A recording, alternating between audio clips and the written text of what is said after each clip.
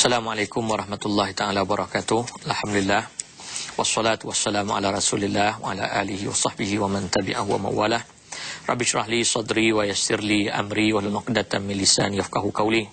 Tuan-tuan, sidang penonton yang dirahmati Allah, mudah-mudahan pada pagi ini tuan-tuan ya, serta puan-puan serta seluruh ahli keluarga diharapkan berada di dalam rahmat dan keredaan Allah Subhanahu wa taala, di samping ya, ceria menikmati rancangan motivasi pagi pada pagi ini. Dan pada pagi ini saya ingin ya, mengupas suatu tajuk ya, yang sering kali kita lupakan, yang sering kali kita abaikan, itulah mensyukuri nikmat Allah Subhanahu wa taala ya. Yang mana sebagai seorang muslim ya, kita telah dididik oleh Allah, telah dididik oleh Nabi SAW agar senantiasa menjadikan diri kita di kalangan orang-orang yang pandai bersyukur ya. Dalam arti kata lain, mendidik diri sebagai orang yang pandai berterima kasih kepada Tuhan di atas segala nikmat dan anugerah yang dikurniakan oleh Allah Subhanahu wa taala ya. Jadi mensyukuri Allah Subhanahu wa taala ataupun bersyukur kepada Allah Subhanahu wa taala di dalam arti kata lain adalah merupakan suatu sifat yang wajib dimiliki oleh setiap orang-orang yang beriman sebagai dasar ataupun rasa terhutang budi dengan apa yang telah dikurniakan oleh Allah Subhanahu wa taala. Sebab itu para ulama Islam telah mengatakan, misalnya ya, bersyukur kepada Allah Subhanahu wa taala merupakan salah satu sifat wajib yang perlu ada di dalam diri setiap orang-orang yang beriman. Bahkan di dalam Al-Quran banyak ayat yang menceritakan kepada kita tentang kepentingan bersyukur ya, kelebihan bersyukur dan apakah faedah daripada kesyukuran yang kita lakukan kepada Allah Subhanahu wa taala. Salah satu ayat yang biasa kita dengar ya, terjemahan ayat berbunyi, barang siapa yang bersyukur kepadaku akan aku tambah nikmatku ke atasnya, dan barang siapa yang kufur derhaka kepadaku, artinya tidak pandai bersyukur di atas nikmatku, sesungguhnya azabku adalah teramat pedih ya. Ini menunjukkan kepada kita bahawa Allah Subhanahu wa taala menyuruh kepada setiap orang-orang yang beriman agar senantiasa mensyukuri nikmat Allah Subhanahu wa taala. Bahkan kesan daripada perbuatan mensyukuri nikmat itu akan menyebabkan nikmat kita ditambah oleh Allah Subhanahu wa taala. Mungkin ditambah dari sudut keberkatannya, mungkin ditambah daripada sudut manfaatnya, mungkin ditambah dalam konteks memberikan pahala kepada orang-orang yang bersyukur kepada Allah Subhanahu wa taala. Sidang pendengar yang dirahmati Allah ya, sebagai seorang muslim kita perlu tahu cara untuk mensyukuri nikmat Allah Subhanahu wa taala. Jadi adakah bersyukur terhadap nikmat-nikmat Tuhan boleh kita kategorikan sama seperti bersyukur atau berterima kasih terhadap apa yang telah dikurniakan oleh sesama manusia misalnya. Sebab itu mensyukuri nikmat Allah Subhanahu wa taala diletakkan oleh para ulama sebagai suatu perkara yang khusus hanya bagi Allah Subhanahu wa taala. Dan dalam konteks yang lain, berterima kasih kepada manusia pula merupakan suatu bentuk perbuatan yang berlaku dalam konteks sesama manusia. Jadi bersyukur kepada Allah mempunyai definisi takrif yang tersendiri, begitu juga bersyukur kepada sesama atau berterima kasih kepada sesama manusia. Bersyukur kepada Allah Subhanahu wa taala dalam arti kata yang paling mudah, sebagaimana ungkapan Al-Imam Asy-Syafi'i rahimahullahu taala bila ditanya kepada beliau macam manakah kita bersyukur kepada Allah Subhanahu wa taala ya, maka Imam Syafi'i mengatakan bersyukur kepada Allah Subhanahu wa taala tarkul ma'asi, dengan meninggalkan maksiat dan larangan-larangan Allah Subhanahu wa taala. Itu maksud bersyukur kepada Tuhan. Tetapi bersyukur kepada makhluk mungkin dalam konteks mengucapkan terima kasih misalnya, menghargai pemberian misalnya, menghargai pertolongan misalnya. Tetapi bersyukur kepada Allah Subhanahu wa taala lebih tepat lagi kata Imam Syafi'i dengan meninggalkan larangan-larangan Allah Subhanahu wa taala. Sebab itu ya, orang-orang yang menggunakan pakai nikmat-nikmat Tuhan, kemudian nikmat itu diguna pakai untuk menderhakai Allah Subhanahu wa taala, maka orang itu tidak tergolong di dalam golongan manusia yang mensyukuri nikmat Allah Subhanahu wa taala. Sidang penonton yang dirahmati Allah, kenapa kita perlu mensyukuri nikmat Allah Subhanahu wa taala? Kenapa kita perlu senantiasa menjauhkan diri dari melakukan maksiat kepada Allah dalam konteks bersyukur kepada Allah Subhanahu wa taala? Ini tidak lain dan tidak bukan kerana kita melihat di dalam kehidupan ini kita dianugerahkan dengan berbagai kelebihan dan anugerah oleh Allah Subhanahu wa taala terlalu banyak. Ya, sebab itu kalau kita ingin hitung satu persatu nikmat-nikmat dan anugerah yang telah dikurniakan oleh Allah, nescaya kita tidak akan dapat menghitungnya. Allah menyebut di dalam Al-Quran misalnya, wa in ta'udu nikmatallah la tuhsuha, kata Allah, wahai manusia, kalau kamu nak mengira, menghitung, membilang setiap nikmat yang telah dikurniakan Allah kepada kamu, la tuhsuha, kata Allah, nescaya kamu tidak akan mampu mengira dan menghitungnya. Terlalu banyak ya. Kalau kita lihat sajalah tuan-tuan dan puan-puan sidang menonton, nikmat tubuh badan sebagai seorang manusia. Nikmat kejadian kita sebagai seorang manusia sudah terlalu besar nikmatnya di sisi Allah Subhanahu wa taala. Sebab itu dalam Al-Quran, misal dalam surah Al-Infitar ayat 6 dan 7, Allah menyebut dalam satu ayat, dalam dua ayat misalnya, ya ayyuhal insan ma gharraka bi rabbikal karim, kata Allah, alladzi khalaqaka fasawwaka fa'adalak. Kata Allah, wahai manusia, kenapa kamu sanggup menjerumuskan diri kamu di dalam kederhakaan kepada Tuhan? Ataupun wahai manusia, kenapakah kamu sanggup menjadikan diri kamu tertipu sampai kepada peringkat kamu derhaka kepada Tuhan? Ya, siapakah Tuhan? Allah menyebut pula sifat-sifat ketuhanan. Allah mengatakan Tuhan itu allazi khalaqak. Allah Tuhan yang menjadikan kamu. Ya, kemudian Allah mengatakan fasawwaka, kemudian Allah pula telah menyempurnakan kejadian kamu. Fa'adalaka, dan Allah juga yang telah menyeimbangkan kejadian susunan tubuh badan kamu. Artinya Allah Ta'ala meminta kepada setiap daripada orang-orang yang beriman agar melihat akan nikmat yang Allah kurniakan kepada kita dalam konteks kejadian kita sebagai seorang manusia. Jadi kalau kita boleh lihat ni, tuan-tuan dan puan-puan sidang penonton yang dirahmati Allah, macam mana kejadian kita sebagai manusia, maka sudah cukup hebat. Bahkan kejadian kita sebagai manusia juga menyedarkan kita tentang bagaimana kita perlu bersyukur kepada Allah Subhanahu wa taala. Sebab tu kalau kita lihat ya, kejadian kita daripada mula kita dilahirkan sampai kepada peringkat bayinya, kanak-kanaknya, remaja, dewasa, tua, sampai kita meninggal dunia, maka kesemuanya mempunyai kesan dan iktibar agar kita senantiasa mensyukuri nikmat Allah Subhanahu wa taala. Jadi itulah di antara sebab, antara lain kita perlu mensyukuri nikmat atas dasar ya kita bersyukur terhadap nikmat kejadian sebagai seorang manusia. Dan insya-Allah kita akan bertemu, sidang penonton yang dirahmati Allah, ya, bertemu lagi pada pagi ini dalam rancangan motivasi pagi, masih lagi membicarakan tentang tajuk mensyukuri nikmat Allah Subhanahu wa taala. Telah saya sebutkan sebentar tadi, ya, kenapakah kita perlu mensyukuri nikmat Allah Subhanahu wa taala? Antara lain kerana kita melihat terlalu banyak anugerah kurniaan Allah kepada kita sebagai manusia. Antara nikmat yang Allah kurniakan kepada kita adalah nikmat kejadian kita sebagai seorang manusia, yang mana telah saya rujuk dalam ayat Al-Quran sebentar tadi, yang mana Allah Ta'ala telah menyebut Allah telah menjadikan kamu, telah menyempurnakan kejadian kamu, fa'adalak, dan Allah juga telah menyusun tubuh badan kamu dalam susunan yang seimbang. Ya, berarti kalau kita lihat tuan-tuan, ya, kadang-kadang kita perlu senantiasa melihat kejadian kita sebagai manusia, bermula daripada hujung rambut sampai ke hujung kaki, tidak ada satu bentuk kecacatan pun daripada penciptaan Allah Subhanahu wa ta'ala. Ya, sebab tu kita lihat dalam kitab Ihya Ulumuddin misalnya, Al-Imam Al-Ghazali senantiasa menceritakan kepada kita tentang nikmatnya menjadi seorang manusia, bermula daripada nikmat penglihatan, nikmat mulut, nikmat pendengaran, nikmat kaki, tangan dan sebagainya. Maka semua yang Allah ciptakan mempunyai kesan yang sangat baik kepada kehidupan sebagai seorang manusia. Antara lain lagi, ya, kita perlu bersyukur kepada Allah Subhanahu wa ta'ala, sebab selain daripada mensyukuri nikmat kejadian sebagai manusia, kita perlu bersyukur ke atas kepada Allah Subhanahu wa ta'ala kerana Allah Ta'ala mengurniakan kepada kita terlalu banyak nikmat. Ada nikmat kesihatan tubuh badan misalnya, maka dengan tubuh badan yang sihat kita boleh melalui kehidupan sebagai seorang manusia dalam keadaan yang riang, cergas dan sebagainya. Begitu juga dengan anugerah tubuh badan yang sihat, kita mampu melakukan pekerjaan dengan baik. Ya, dengan nikmat tubuh badan yang sihat kita mampu belajar kalau kita merupakan seorang pelajar. Dengan nikmat tubuh badan juga kita mampu menunaikan tanggungjawab kepada Allah Subhanahu wa ta'ala. Ini tidak lagi diambil kira dengan nikmat harta misalnya. Ya, nikmat yang Allah kurniakan dalam konteks harta telah membolehkan kita mengacapi hidup sebagai seorang manusia. Ya, kita menjalani kehidupan yang selesa. Ya, kita boleh memberikan sesuatu yang terbaik kepada ahli keluarga. Kita boleh memiliki aset dan sebagainya. Maka nikmat itu juga wajib disyukuri oleh manusia. Selain daripada itu juga kita wajib untuk mensyukuri nikmat Allah di atas segala anugerah yang telah Allah kurniakan. Jadi perasaan mensyukuri Allah Subhanahu wa ta'ala di atas segala nikmat yang telah Allah kurniakan merupakan suatu kewajipan yang perlu ada dalam diri setiap orang-orang Islam. Cuma persoalan yang akan kita bincangkan sekarang ini, macam manakah cara mensyukuri Allah Subhanahu wa ta'ala? Kalau kita merujuk kepada apa yang telah saya sampaikan tadi, Al-Imam Asy-Syafi'i tatkala ditanya macam manakah kita bersyukur kepada Allah Subhanahu wa ta'ala, Imam Asy-Syafi'i mengatakan bersyukur kepada Allah adalah dengan meninggalkan maksiat kepadanya. Tetapi pada hari ini kita nak menambah lagi antara kaedah-kaedah bersyukur kepada Allah Subhanahu wa ta'ala.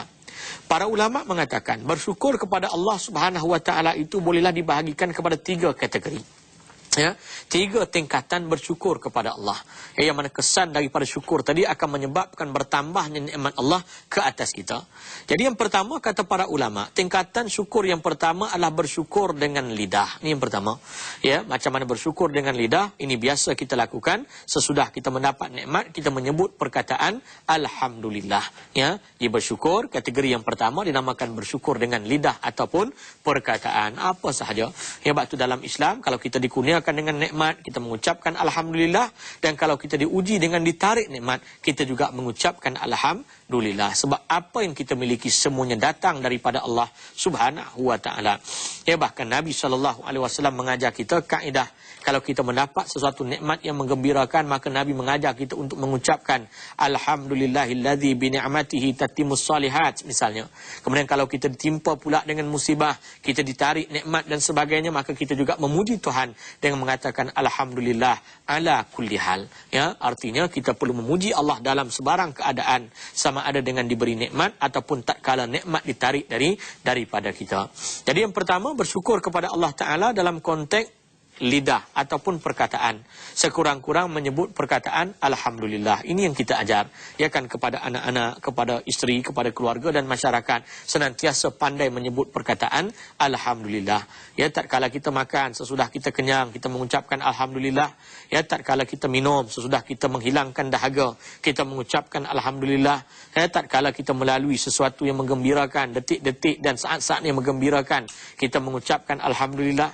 Tatkala kita mendapat nikmat yang banyak, misalnya dari sudut rezeki, pendapatan dan sebagainya, kita juga tidak kedekut untuk mengucapkan perkataan alhamdulillah. Maka sekurang-kurang syukur itu adalah dengan lidah, yang mengucap perkataan alhamdulillah.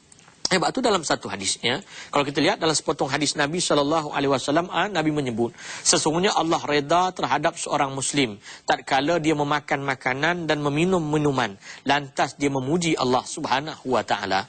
Ya, artinya orang yang pandai bersyukur atas nikmat makan, nikmat minum, kata Nabi SAW, dengan cara mengucapkan alhamdulillah, maka Allah Taala reda ke atas mereka. Jadi ini yang kita lihat, ya, tingkatan nikmat yang bersyukur yang pertama itulah bersyukur dengan lidah dan perkataan dalam konteks mengucapkan perkataan alhamdulillah. Ini yang kita ajarkan kepada diri kita, masyarakat dan sebagainya. Ya.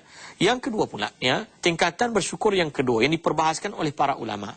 Yang pertama bersyukur dalam konteks perkataan alhamdulillah. Yang kedua bersyukur dalam konteks anggota tubuh badan. Ya, macam manakah bersyukur dalam konteks anggota tubuh badan? Artinya mengguna pakai setiap anggota tubuh badan untuk melakukan perintah-perintah Allah Subhanahu wa taala. Dalam arti kata lain, kita tidak mengguna pakai seluruh anggota tubuh badan, panca indera yang Allah kurniakan untuk melakukan larangan-larangan Allah Subhanahu wa taala. Orang yang pandai bersyukur dengan menjaga tubuh badan, misalnya mata. Cara bersyukur dengan nikmat mata adalah tidak menjuruskan mata untuk melihat sesuatu yang Allah haramkan. Bersyukur dengan nikmat penglihatan dengan tidak melihat kepada apa yang Allah haramkan, maka cara begitu sekaligus akan menyebabkan seseorang itu dianggap bersyukur dengan menggunakan anggota tubuh badan. Maka itulah, ya, sebahagian daripada cara bersyukur, dan akan kita sambung nanti sebentar, Allah, ya. Bertemu lagi, ya, dalam membicarakan tajuk yang berkait dengan mensyukuri nikmat Allah Subhanahu wa taala. Telah saya sebutkan pada awal tadi, bersyukur itu merupakan sifat yang wajib ada pada diri orang-orang yang beriman. Kemudian kita juga telah mengupas tadi kenapa kita perlu bersyukur kepada Tuhan. Ya, kita juga telah mengupas pada babak-babak yang terakhir tadi, ya, apakah bentuk-bentuk syukur kepada Allah Subhanahu wa taala. Saya telah menyebut tadi, yang pertama syukur, yang pertama tingkatan syukur yang pertama dinamakan syukur lidah. Ya, itulah menggunakan perkataan untuk mensyukuri nikmat Allah Subhanahu wa taala sekurang-kurangnya dengan menyebut perkataan alhamdulillah. Ini yang kita sering lakukan. Yang kedua yang telah saya pun bincangkan sebentar tadi, ya, bersyukur dalam konteks anggota tubuh badan, syukur anggota. Macam manalah bersyukur, macam mana kita nak bersyukur dengan menggunakan anggota tubuh badan? Dalam arti kata lain, kita menjuruskan penggunaan anggota tubuh badan untuk sesuatu yang Allah izinkan dan melarang penggunaan tubuh badan dari melakukan sesuatu yang Allah haramkan. Ya, misal sebut tadi mata misalnya. Macam mana mensyukuri nikmat mata? Itulah dengan mengarahkan penglihatan, melihat kepada sesuatu yang Allah halalkan. Begitu juga dalam konteks kita bersyukur kepada nikmat telinga, nikmat pendengaran. Iaitulah dengan menjuruskan pendengaran untuk mendengar apa-apa yang Allah izinkan. Begitu juga lah dengan anggota tubuh badan yang lain, panca indera yang lain, perkataan misalnya, menjuruskan penggunaan lidah dan perkataan untuk mengucapkan perkataan-perkataan yang Allah izinkan. Begitu juga lah bersyukur dalam konteks kaki, tangan dan sebagainya. Maka orang yang bersyukur anggota badan akan senantiasa memastikan setiap anggota tubuh badan tadi diguna pakai hanya untuk perkara-perkara yang Allah izinkan. Yang ketiga, bersyukur tingkatan yang ketiga diperbahaskan oleh para ulama sesudah bersyukur lidah atau perkataan. Yang kedua bersyukur anggota tubuh badan. Yang ketiga itulah syukur hati. Dan syukur hati ini kata ulama merupakan setinggi-tinggi tingkatan syukur kepada Allah Subhanahu wa taala. Macam manakah caranya nak membolehkan kita bersyukur dengan hati tak atas segala nikmat yang telah Allah kurniakan? Maka bersyukur hati dalam arti kata senantiasa merasakan diri terhutang budi dengan Allah Subhanahu wa taala. Sebab satu contoh misalnya, kalau dalam konteks kehidupan manusia kita pernah diberikan pertolongan oleh seseorang misalnya, si A lah kita katakan. Maka berkat daripada pertolongan si A, maka kita mendapat apa yang kita inginkan.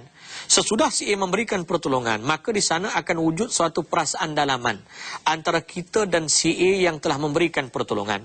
Sekurang-kurangnya kita akan senantiasa menyimpan perasaan terhutang budi kepada orang yang telah memberikan pertolongan.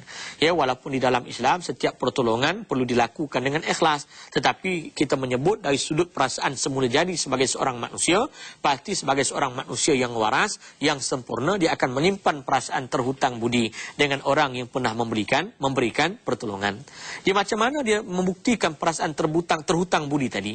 Itulah dengan senantiasa mencari jalan untuk membalas pertolongan yang telah diberikan. Mungkin kalau si A memerlukan sesuatu, dia akan segera tunaikan. Kalau si A memerlukan sesuatu pertolongan, akan segera diberikan pertolongan. Kalau si A memerlukan sesuatu, kita kata sumbangan, maka akan segera diusahakan. Kenapakah ini dia lakukan? Karena ada perasaan terhutang budi dengan si A yang pernah memberikan pertolongan. Sebab itu kalau kita kaitkan syukur hati itu dalam konteks kita dan Allah Subhanahu wa taala. Bersyukur hati kepada Allah dalam arti kata senantiasa mempunyai perasaan terhutang budi kepada Tuhan. Artinya kita tidak akan tergamak untuk melakukan larangan-larangan Tuhan. Tatkala kita nak melakukan sesuatu yang Allah larang, kita akan senantiasa mengingati jasa baik Allah kepada kita sebagai seorang manusia dengan anugerah nikmat yang berbagai. Jadi dengan adanya ikatan hati antara kita dan Allah dalam konteks syukur hati tadi akan menghalang kita daripada melakukan sesuatu yang Allah haramkan. Mari saya bawa satu kisah misalnya, macam mana kisah menyebut seorang ulama yang bernama Ibrahim Adham, salah seorang wali Allah. Tatkala dia dijemput makan ke rumah salah seorang anak muridnya, tatkala dia dijemput bersama para tetamu yang lain, maka dia dipersilakan makan.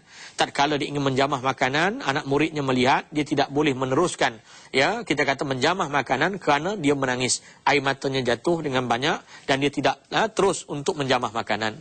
Maka bila melihat perbuatan itu berulang-ulang kali dilakukan oleh Ibrahim Adham, menyebabkan anak murid menghampirinya dan berkata, wahai guru, kenapa kamu tidak makan makanan yang saya hidangkan sedangkan majlis pada pagi ini diadakan untuk kita berseronok dengan rezeki dan nikmat Tuhan? Kenapa Tuhan menangis dan tak menjamah makanan? Soalan itu diajukan berulang-ulang kali kepada Ibrahim Adham. Lantas Ibrahim Adham mengatakan, wahai anak murid, aku tidak sanggup untuk menjamah secubit makanan Tuhan kerana aku merasakan syukurku kepada Tuhan tidak sebanyak ini. Jadi dia merasakan dirinya terhutang budi kepada Allah Subhanahu wa taala, bahkan beliau tidak sanggup untuk menjamah walaupun secubit makanan Allah Subhanahu wa taala kerana merasakan balasan syukur yang diberikan kepada Allah tidak setimpal dengan apa yang dimakan. Ini yang berlaku. Jadi perasaan-perasaan sebegini perlu kita terapkan.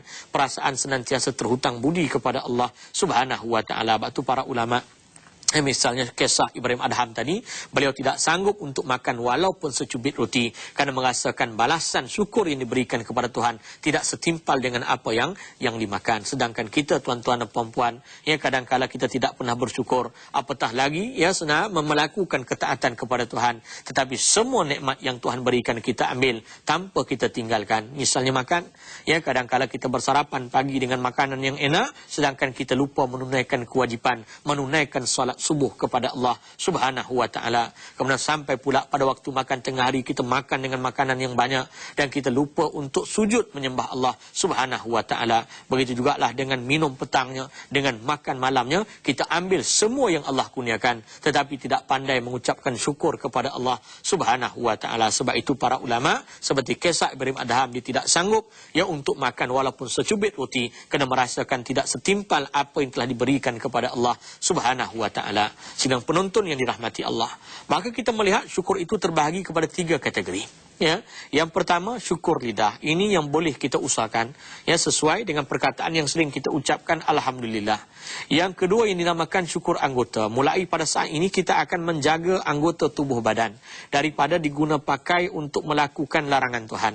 Yang ketiga kita perlu mendidik hati untuk senantiasa mensyukuri nikmat-nikmat Allah, dalam arti kata senantiasa merasa terhutang budi kepada Allah Subhanahu wa taala. Maka dengan adanya 3 kategori syukur ini, mudah-mudahan kita akan senantiasa tergolong di kalangan orang-orang yang bahagia. Bahkan mudah-mudahan dengan adanya nikmat kepandaian bersyukur ini akan menyebabkan Allah Ta'ala tambah segala nikmat yang telah diberikan kepada kita. Dan inilah yang perlu kita fahamkan, yang perlu kita didik kepada generasi anak-anak kita agar mereka senantiasa tahu bersyukur kepada Allah Subhanahu wa taala. Dan mudah-mudahan saya dan tuan-tuan juga akan tergolong di kalangan orang-orang yang bersyukur, yang mana orang-orang yang pandai bersyukur akan senantiasa diredai oleh Allah Subhanahu wa taala. Maka cukup setakat ini, bertemu lagi pada siaran-siaran yang akan datang. Assalamualaikum warahmatullahi wabarakatuh.